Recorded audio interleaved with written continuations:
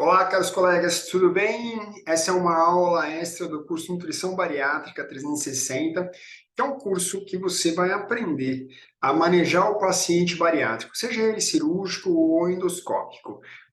Toda vez que surge um tema relevante, a gente abre uma aula extra, coloca lá para o pessoal estudar, porque a ideia é que quanto mais informação você tem, mais chance você adquire de dar o tratamento mais assertivo para o seu paciente.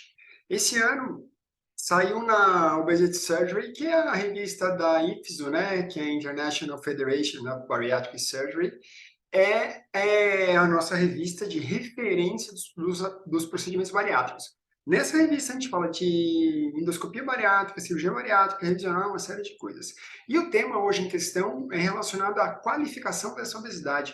A gente sabe que atualmente nós temos aí como base o IMC, que é um índice de massa corporal, que vocês já sabem todas as contas, e nós vamos falar sobre isso porque saiu, como eu disse anteriormente, um trabalho na Obesity Surgery de um grupo brasileiro, do Dr. Marco Aurélio, lá do HC, comentando que podem existir outras soluções para a gente qualificar o nosso paciente quanto à obesidade e quanto ao risco deles, da cirurgia dele. Então, qual é o foco? Você indicar a cirurgia quando idealmente para esse paciente, e se porventura o score dele foi muito alto, você tiver tempo de manejar esse paciente com a perda de peso, um tratamento de comorbidades, isso aí se torna mais eficaz e mais eficiente. Mas sem mais delongas, vamos logo para compartilhamento de tela.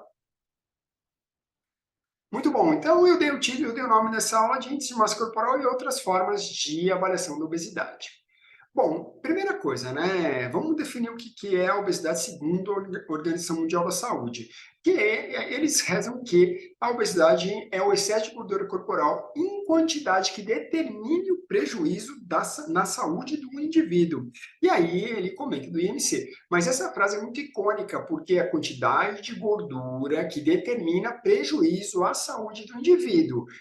E nós sabemos que uma quantidade de gordura acima do IMC 25, ou seja, o sobrepeso, já começa a ter algumas alterações na qualidade de vida desse indivíduo. Entretanto, tem pacientes com obesidade de grau 1 e provavelmente não tenha essas deficiências instaladas. Então, a indicação do processo para esse indivíduo pode ser diferente, menos assertivo, por exemplo, que um paciente de sobrepeso com algumas comorbidades já instaladas, já que nós sabemos que não depende só da gordura, né? Existem outros componentes que podem gerar prejuízo à saúde, que quando somados à obesidade ou ao sobrepeso, vão trazer efeitos deletérios à saúde deste paciente. E como é que tem esse desenvolvimento? Eu vou falar rapidamente sobre isso, né? Gordura visceral, como é a presença dessa gordura visceral, ela começa a expandir e a gordura do subcutâneo expande, aí o indivíduo se caracteriza como um obeso. A gordura visceral, ela é sempre muito bem pautada e falada, porque a gente sabe dos grandes prejuízos metabólicos desta gordura. Então, ele fez aqui caminho rápido do que acontece com a obesidade, sedentarismo, associados a fatores sociais, instalações de lazer, segurança, acessibilidade, uma série de coisas que sim implicam na vida cotidiana do indivíduo que pode, de uma maneira ou de outra, acarretar a obesidade. Acessibilidade, por exemplo, se o cara não vai até um parque, instalação de lazer, um parque, às vezes ele não tem condições de ter uma academia, então tudo isso interfere no cenário da obesidade, inclusive a segurança. Você vai sair andando por aí numa cidade cheia de bandidos, ladrões que vão te roubar e te matar, é melhor ficar em casa obeso. Alterações hormonais, influência genética. Um estudo de Harvard mostrou que a interferência genética na obesidade pode variar entre 20% a 80%, ou seja, se você tem uma obesidade de 80%, está em maus lençóis, porque a gente sabe que é evidente que a genética, ela tem nós conseguimos interferir nela de uma maneira bacana, mudando o meio, né, que seria a epigenética, mas a gente sabe que também não é tão simples assim. Alterações emocionais, psicológicas, qualidade de sono, hábitos alimentares inadequados, tudo aquilo que você já sabe, e aí nós temos um aumento de depósitos de gordura visceral, que também do subcutâneo, mas a visceral aqui é a que me chama mais atenção por causa das ocorrências metabólicas, aumento da produção de marcadores inflamatórios e a inflamação subclínica ou inflamação de baixo grau, que você já sabe que tem uma implicação importante em toda a estrutura metabólica do indivíduo. Bom, e em relação às medidas, provavelmente, o que a gente tem disponível? Várias coisas, né? E como que você vai definir isso aí? Numa aula do nosso curso, nós tivemos possibilidade de discutir isso com bastante clareza, que depende muito, depende do que você tem na sua mão. Se você tem uma bioimpedância, excelente. Se você tem um adipômetro, faça toda a antropometria com o adipômetro. Se você tem uma fita métrica, faça a circunferência abdominal, circunferência do pescoço. Utilize o que você tem na mão. Se você tem no seu hospital um DEXA, também muito bom, obrigado, maravilhoso, use. Então, a ideia é adapte à sua realidade, isso é a primeira coisa. E aí, nós vamos falar das medidas antropométricas, que essas vocês conhecem muito bem. As pregas cutâneas, as circunferências abdominais, circunferências cervicais, a relação entre quadril, cintura, entre os próprios locais medidos, também dão scores, eu não vou entrar em detalhes sobre isso porque é vasto. O IMC, que é o índice de massa corporal, que é o que mais é usado, e ok, ele nos atende bem até o momento, mas sabendo que, mediante a definição da própria Organização Mundial da Saúde, percebemos que a gordura, a composição da gordura, né, a composição corporal do indivíduo, talvez seja mais importante do que o IMC, talvez não, com certeza absoluta, mas podemos juntar parâmetros para dar um resultado mais legal. E esse, adiantando já o cenário, vai ser essa a conclusão do nosso desfecho aqui, né, da nossa aula. A massa gordurosa, distribuição de gordura, que são esse negócio da circunferência abdominal, você vai ter aí uma condição e as pregas e tudo mais, você vai ter a condição de ter essa distribuição da gordura e a massa gordurosa também por equações oriundas de trabalhos anteriores que usam as pregas, usam circunferência, uma série de coisas, e também das bioimpedâncias propriamente dito, que tem aí uma acurácia muito legal. As tetrapolares, muito boa. As octopolares, ainda mais interessante, porque você tira um pouco a quantidade de água, a importância da hidratação. Então, nós temos recursos legais, né? Talvez financeiramente não seja compatível, porque essas bioimpedâncias mais sofisticadas são bem caras, né? Mas é uma possibilidade muito boa. Entre outras formas de avaliação, temos o DEXA, o peso hidrostático que a gente faz no laboratório, acho que não conheço alguma coisa dia a dia que se use, mas o DEXA ele é bem utilizado. Tem aí mensurações por ressonância magnética, tomografia computadorizada, que entre L2 e L4, que você faz uma fatia e mensura ali a quantidade de gordura, a distribuição, funciona super bem. Nós temos aí os ultrassons, que também são legais, têm as suas limitações, como todos aqui têm as suas limitações. Então, existem inúmeros tipos de medição, e aí a gente fica na dúvida, qual é a melhor? Como que eu faço para classificar o meu paciente como um obeso de fato que vai precisar de uma intervenção mais aguda, mais assertiva, ou é um cara que, apesar de estar acima do peso, ele não precisa de uma intervenção tão assertiva, tão agressiva? E aí, nós temos inúmeros scores que foram desenvolvidos e tudo mais. Tem o Obesity Surgery Score, que é um score que o pessoal desenvolveu especificamente para indicação de cirurgia bariátrica. Sinceramente, não vejo isso sendo utilizado aqui. King's Obesity Staging Criteria, sei lá o que é isso, não sei, não acompanho, nunca vi alguém usar. Obesity Surgery Mortality Risk Score, também nunca vi usar, mas isso aí tudo tem na literatura. Se vocês se interessarem, é só dar uma pesquisada. E o Edmonton Obesity Staging System, que esse é o que a gente vai falar hoje. Por quê? Porque nesse artigo publicado pelo professor Denis e o Dr. Marco Aurélio Santo, ali do HC, eles estão questionando o uso do IMC como base única para uma indicação cirúrgica.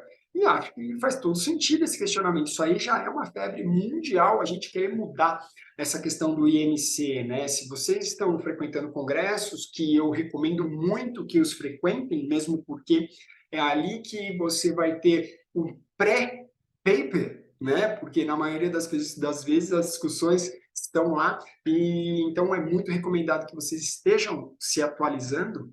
Nesse paper que foi agora, saiu agora, há poucos dias, a carta do editor da Obesity Surgery, aí ele estava além do IMC, né, uma análise crítica desse sistema do Edmonton que pode ser associado a outras medidas, uma solução interessante.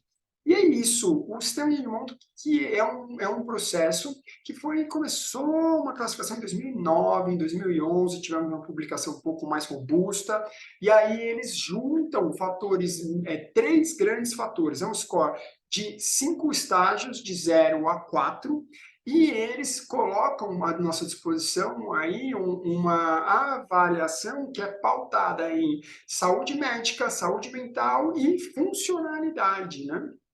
Então, a ideia é que a gente use esse score associado, inclusive, ao IMC, às medidas de prega, tudo isso, porque aqui nós temos, quanto maior o score, mais o risco pós-operatório, mais o risco desse indivíduo também vir a ter problema de saúde. Então, se você tem um score maior, você aí vai ter uma indicação cirúrgica mais assertiva, porque ele está numa urgência de fazer um procedimento, entretanto, também mais cautelosa, já que esse indivíduo ele tem mais chances de evoluir com problemas pós-operatórios. Então, olha que interessante, você tem um IMC que te leva a ter um raciocínio clínico bem mais direcionado, você usa o score de Edmonton e aí você vai prever, vai melhorar a sua previsibilidade em relação a risco cirúrgico desse indivíduo.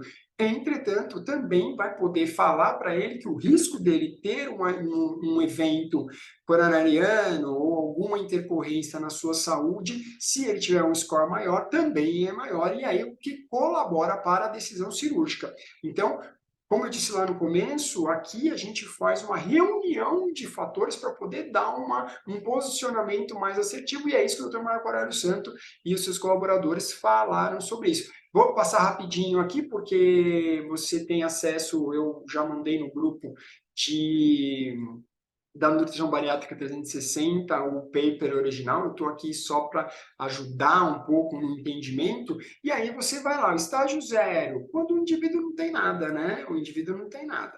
O estágio 1, que é um risco, fatores de risco pré-clínicos, ainda não surgiu grandes transtornos. E aí, na parte mental, alguma alteração leve, e na parte funcional também alterações leves. Quando o indivíduo passa para o estágio 2, aí ele já tem comorbidades médicas instaladas, alterações mentais moderadas e funcionalmente também ele já tem um impairment, já tem uma dificuldade maior, mas ainda em um momento moderado. Quando a gente fala no mental moderado, você pode considerar aí uma ansiedade mais avançada, uma depressão, coisas mais assim que são mais facilmente diagnosticadas.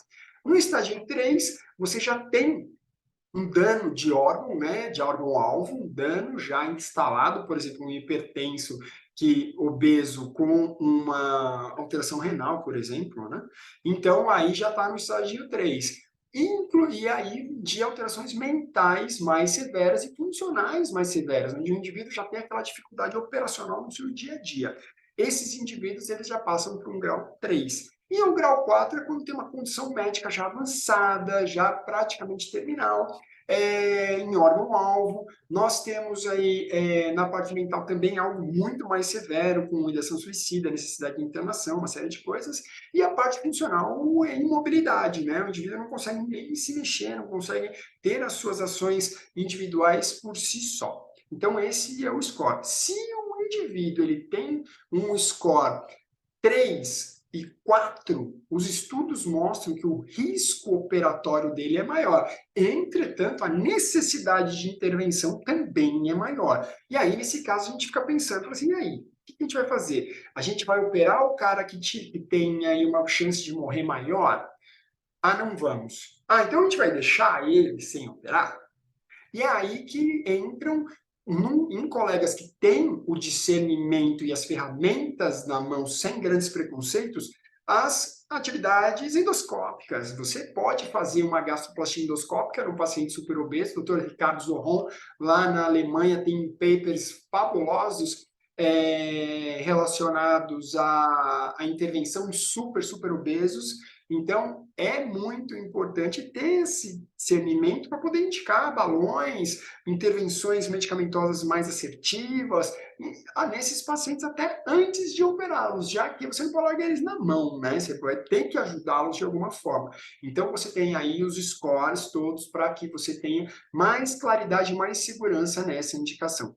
Então, pessoal, era isso que eu tinha para falar para vocês. Eu espero que tenha agregado, acrescido alguma coisa na história de vocês. Se você tiver dúvida, eu terei prazer em responder e convido você, se você ainda não faz parte do curso Nutrição Bariátrica 360, é um convite que eu faço para vocês entrarem, porque com essa aula tem inúmeras outras, é um curso de mais de 30 horas aulas com discussões ao vivo com profissionais gabaritados. Então, é a ideia, vamos começar agora a divulgar novamente as próximas turmas que vamos abrir. Então, se você tem esse interesse, fique à vontade para se inscrever na lista de espera, já que nós já temos praticamente cheio essa segunda turma, mas a terceira vai entrar logo na sequência. Vocês, o meu contato todos vocês já têm. Vocês fiquem à vontade para me mandar mensagem para a gente bater papo, ok? Então, só para dar uma apanhada geral, a Organização Mundial da Saúde diz que a obesidade é um aumento de gordura corporal que traz malefícios ao indivíduo. Ponto. A partir daí, a gente precisa identificar o que fazer com esse cara. E aí a gente vai usar o IMC e todas as antropometrias que nós temos disponíveis na nossa mão e toda a tecnologia disponível na nossa mão. E esse score de Edmond, ele também é muito legal, porque você aí faz uma previsão do que pode acontecer com esse paciente, do que pode acontecer se você não fizer nada. Então, pessoal, estudem, discutam, não tenham preconceito, nem com o paciente, nem com o método escolhido, abram a sua mente, se atualizem e qualquer coisa eu estou 100% à disposição. Um forte abraço e até breve.